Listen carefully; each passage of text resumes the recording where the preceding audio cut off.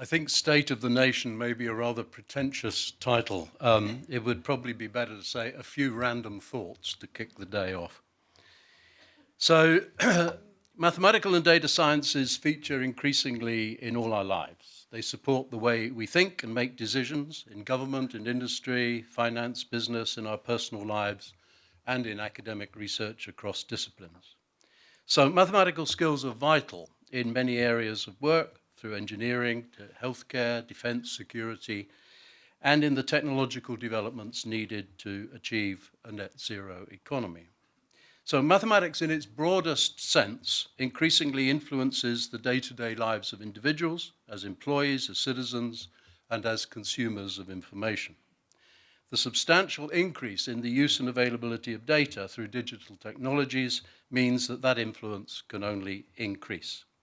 So there's a growing political recognition of the need to provide a broader maths education for more young people.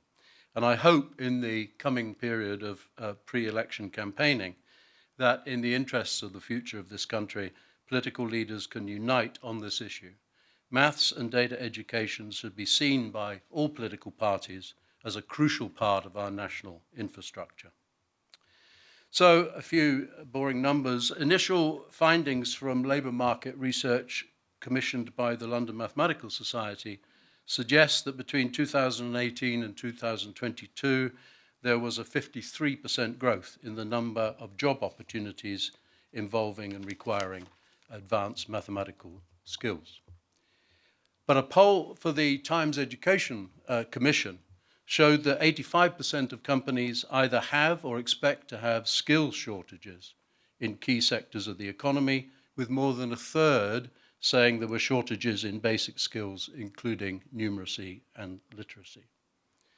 2/3 of parents think that the education system does not adequately prepare young people for work or life. But that said, we start with the negatives and move on. That said, there are many positives in relation to maths in the UK. More young people in England choosing maths A-levels, already the most popular subject. And, dare I say it, the UK has a great many outstanding mathematicians, some of whom are here today. We have, for example, the third highest number of Fields medalists. We also have great research strengths in areas such as data and AI, cybersecurity, and quantum computing, where mathematics is crucial. But we have poor adult numeracy. Government data shows that 17 million working age people in England, equivalent to 49% of the labour force, have a level of numeracy only equivalent to that expected of children when they leave primary school. And we have poor cultural engagement. You're very familiar. People will still blithely tell you that they're rubbish at maths, but would be ashamed to say the same about their literacy. And in the education system, there are about 175,000 students who fail GCSE maths each year, including the 40,000 who are failing for at least the second time, probably more. So our education system actually leads to many young people giving up all forms of maths at 16 years of age. And while numbers of university students taking maths degrees are not falling, some mathematics departments are shutting down. And this will not only narrow overall choice, but could also limit our future ability to expand the number of people taking maths degrees, just when we're seeing a surge in jobs requiring advanced math skills. So to capitalize on our strengths, our education system must adapt over the coming years with a transformed approach to mathematical and data education. This as the key to providing young people with the skills they need for the jobs of the future. It would also help equip citizens with the capabilities, skills, adaptability, and resilience they need to be politically and socially engaged in a fast-changing, data-rich world. The idea of maths for all until 18 has led to an outcry from some, of course, claiming that if they'd been forced to do A-level maths, it would have been a personal disaster, etc., etc. But nobody is saying that everybody needs to do A-level maths. A-level maths and further maths are very well suited to producing hardcore mathematicians, and we need more of those, both for the development of mathematics itself and for key growth sectors such as data and AI, cybersecurity, and quantum computing. But not everybody needs A-level maths. Going back to the basic numeracy, adults with basic numeracy skills earn higher wages and are more likely to be employed than those who fail to master basic quantitative skills. Higher levels of achievement in mathematics are associated with higher earnings for individuals and higher productivity. And increased productivity is the key determinant of economic growth. And of course, there is the value of data literacy to good policy making. And we saw all too clearly in the pandemic that it exposed gaps in understanding of data among senior, let's call them senior policymakers.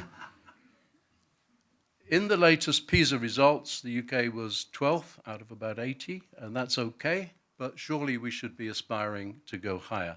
If you look at all the really high-performing countries, post-16 maths is seen as the norm everywhere. So despite my saying earlier it's good news that maths is the most popular subject in A-level and becoming ever more popular, we're still behind those high-performing countries in the proportion of young people studying some form of mathematics to 18. And if we continue, therefore, with the present arrangements, there is a chance that the United Kingdom will be condemned to life in the slow lane, just quite simply with insufficient talent to drive the research and innovation required for economic growth. So obviously I don't need to convince those in this room of the potential benefits of getting better at maths and data across the piece, but while the prize of doing that would be great, so are the challenges. The kinds of reforms we need cannot be developed by limited short-term measures. They will take 10 to 15 years to implement fully and will need investment, careful planning, design, implementation, and evaluation. And some of the changes we need relate to the very basics of the education system. A-levels were introduced in 1951 and have changed very little since then, unlike almost everything else. So A-levels and Scottish Highers have, in a sense, served us well in the past, and perhaps we've become complacent that it was okay, we produce outstanding mathematicians and scientists. So maybe there's a temptation to think that everything is fine. But actually, we need change. We need a baccalaureate-style system with maths and science among the subjects continuing to be studied to 18, as well as a greater focus on technical and vocational education. A-levels are no longer fit for purpose for everyone. Scottish Highers offer a bit more breadth, but still not enough. We need radical reform. One area where we have had some reform is, of course, the introduction of core maths, but sadly the take-up remains low. 10 years on, only about 7% of A-level students not studying A-level maths are taking core maths. No doubt in part because less than a third of state-funded schools and colleges are offering the subject. So core maths, with its focus on understanding maths and data in their broader sense, is designed to meet the substantial unmet demand from employers for people with quantitative skills. It's part of the solution that already exists. We need to give more students access to it. But inertia is not the only challenge. Last year, only 90% of the government's recruitment target for maths teachers was reached, and we lose teachers at an alarming rate. And as I mentioned earlier, some university maths departments are closing.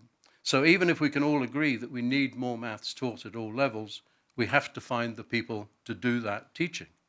When we have found them, we also need to support them with more effective programs of ongoing professional development. So my comments are unfortunately billed as State of the Nation, and what you see is you're getting a rather ragbag of thoughts.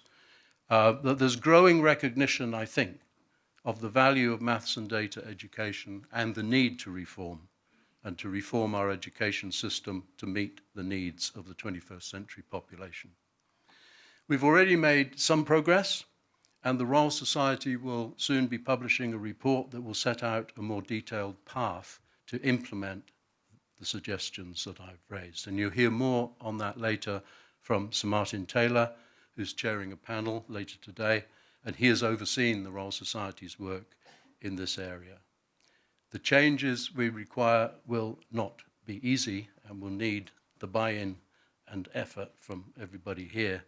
Politically, we need cross-party support and determination to stay the course. All parties now seem to recognise the need for fundamental reform of the NHS, which will go well beyond the short-term timescales of political cycles. Education is just as important and just as in need of reform. The changes we require are radical, but absolutely necessary for the long-term future of this country. Thank you for having me.